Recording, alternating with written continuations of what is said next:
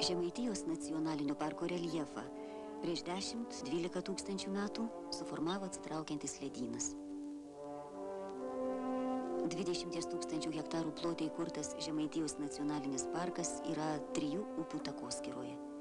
Jo tikslai išsaugoti Platelių ežeryną, jo apylinkių gamtinius kompleksus, kultūrinės vertybės.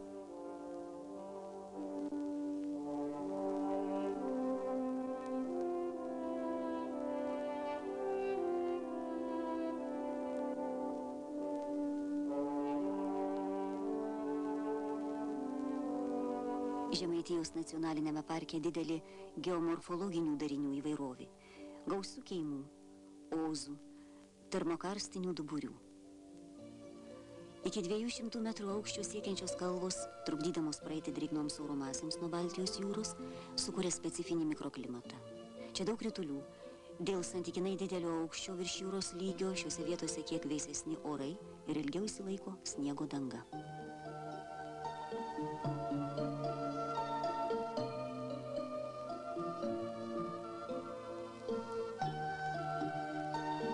Apie pusę Žemaitijos nacionalinio parko ploto užima miškai.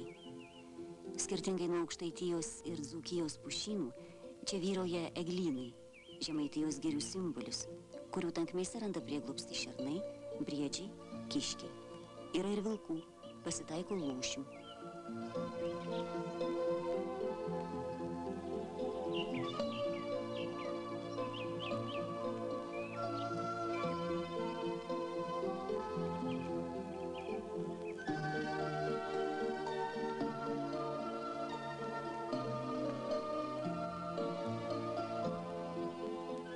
Žemaitija garsėja liaudies meistrų, ypač drožėjų gausumu, jų kūrinių kokybė.